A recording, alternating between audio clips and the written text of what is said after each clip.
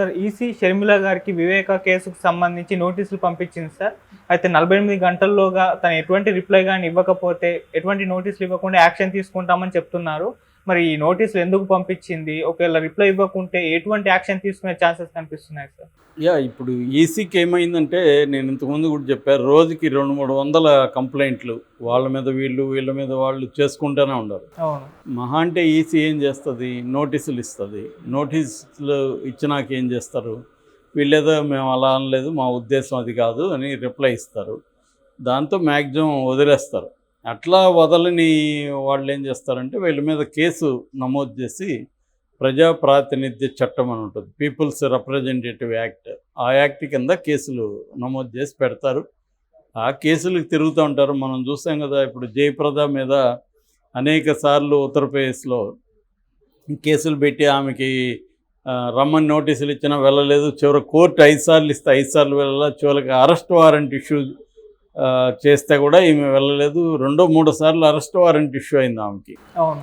అట్లాగే ఆ మధ్య మన వల్లభనేని వంశీ, అతని మీద కూడా కేసు అయింది. ప్రత్యక్షంగా రమ్మని కోర్టుకు పిలిచారు. సో అలాగా ఫైనల్గా ఏముంటుందంటే, కోర్టులో మేము అలా అనడం కరెక్ట్ కాదని నమ్ముతున్నాము, పొరపాటే మాదని చెప్పినా కూడా ఏమవుదు వీళ్ళకేమి. ఎందుకంటే ఇప్పుడు మనకి రాజకీయాల్లో ఈ అసలు అత్యంత దారుణంగా తయారైనాయి. మామూలుగా అయితే ఇంక ఎలక్షన్ టైంలో వాళ్ళకి అలవాటు అయిపోయి విమర్శలు చేయకుండా ఎలా ఉంటారు ప్రత్యర్థుల మీద?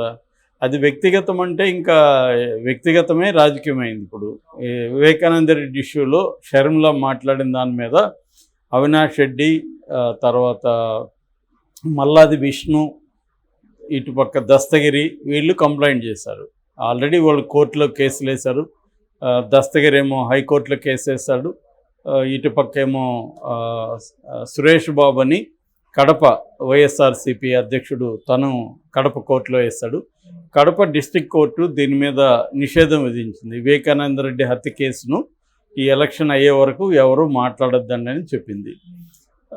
ఈ తీర్పుకు సంబంధించి సునీత చాలా ఆగ్రహం వ్యక్తం చేసింది.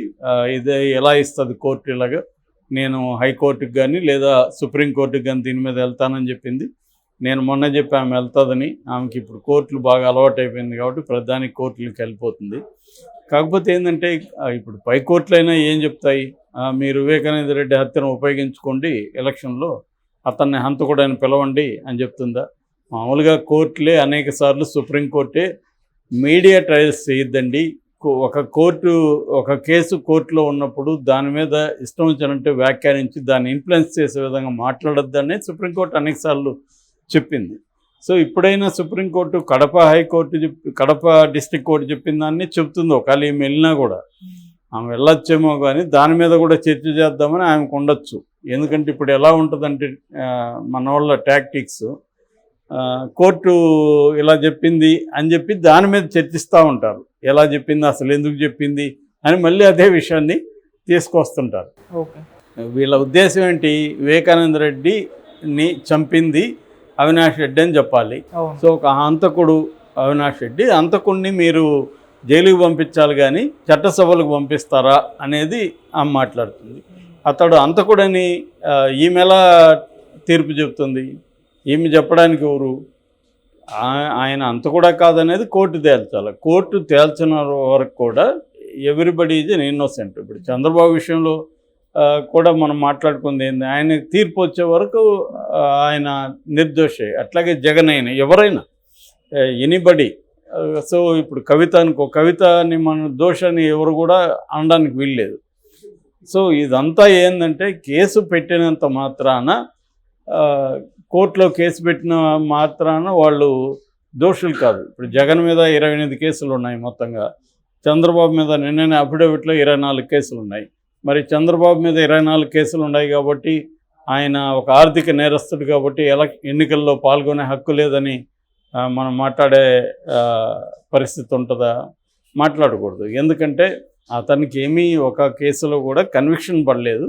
జైల్లో ఆయన టైము స్పెండ్ చేయలేదు కన్విక్టెడ్గా. ఆయన జైల్లో ఉన్న 52 రోజులు కూడా ఒక ముద్దాయిగా మాత్రమే ఉన్నాడు. అంటే అక్యూజ్డ్ అంటారు, నేరాన్ని ఆరోపించబడిన వ్యక్తి. అటువంటి ఇది ఉన్నింది తప్ప ఆయనకేమి కన్విక్షన్ పడలేదు. అట్లాగే జగన్కి అంతే, జగన్ 16 నెలలు ఉన్నప్పుడు కన్విక్షన్ పడలేదు. కానీ ఏమైపోయిందంటే ఇక్కడ వాళ్ళని నేరస్తులని మాట్లాడడం కామన్ అయిపోయింది. సో ఇక్కడ ఎన్నికల కమిషను ఇప్పుడు ఆమెకి నోటీస్ ఇచ్చి 48 గంటల లోపల సమాధానం ఇవ్వకపోతే నీ మీద నేను నోటీస్ ఇవ్వకుండానే చర్య తీసుకుంటా ఉన్నారు. సో సమాధానం జనరల్గా ఇస్తారు.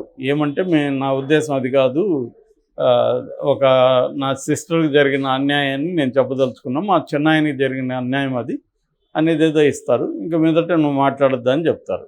మాట్లాడద్దన్నా ఏదో ఒక రూపంలో మళ్ళీ వాళ్ళు మాట్లాడుతూనే ఉంటారు. ఎందుకంటే వీళ్ళు నోటీసులు ఇస్తారు, ఏం జరుగుతుంది అనేది వాళ్ళకు కూడా ఉంటుంది.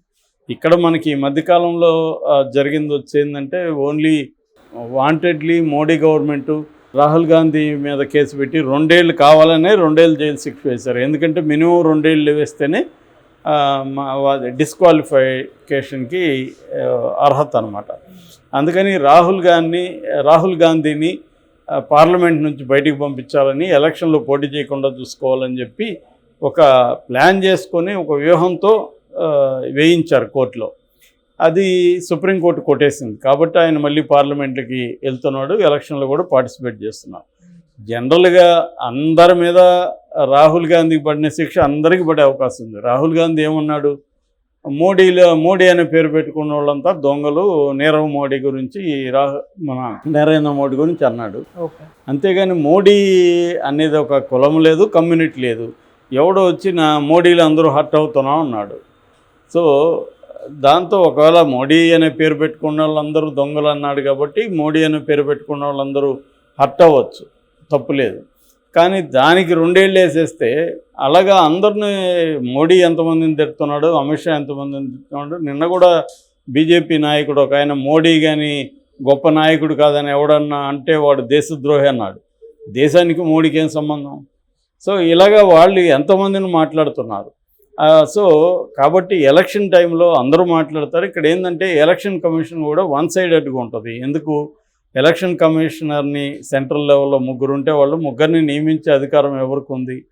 మోడీ ఉన్న కమిటీకి ఉంది. ఎందుకంటే ఆ కమిటీలో 3 ఉంటారు, మోడీ, క్యాబినెట్ మినిస్టరు, ప్రతిపక్ష నాయకుడు. మెజారిటీ 2 కాబట్టి వీళ్ళిద్దరు ఎవరిని నియమిస్తే వాళ్ళే అక్కడ కమిషన్లు అవుతారు. కాబట్టి వాళ్ళు మోడీ మాట వింటారు ఫైనల్గా. ఇది జరుగుతూ ఉంది.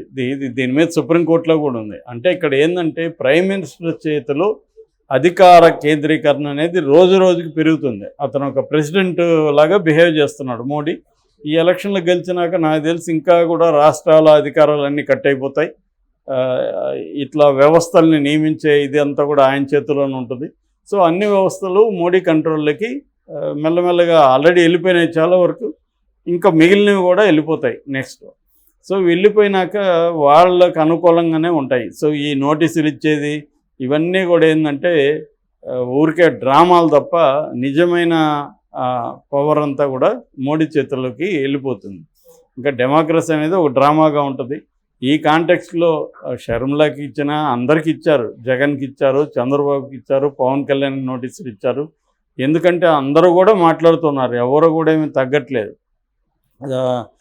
చంద్రబాబు మాట్లాడితే అతను జగన్ ఒక సైకో అన్నట్లేదా, అతను విధ్వంసకారు అన్నట్లేదా?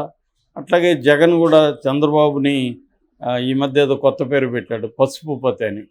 అంటే పసుపతి అనే ఒక విలన్ని గుర్తు చేసే విధంగా పసుపతి అని పిలుస్తున్నాడు, చంద్రముఖి అంటున్నాడు.